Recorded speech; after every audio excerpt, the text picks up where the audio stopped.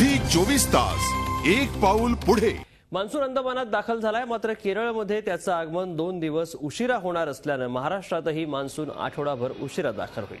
Monsoon केरळमध्ये 3 जूनपर्यंत पोहोचेल, त्यानंतर साधारणपणे 10 दिवसांनी तो महाराष्ट्रात दाखल होईल असा अंदाज हवामानशास्त्र विभागानं वर्तवला आहे।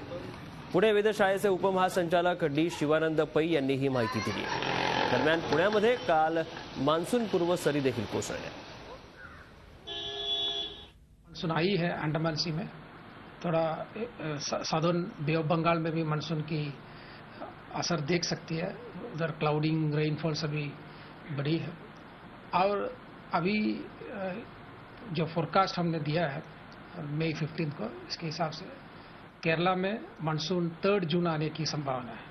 बाई अराउंड 10 डेज जनरली लेते हैं महाराष्ट्र में पहुंचने के लिए। झी 24 तास एक पाऊल पुढे।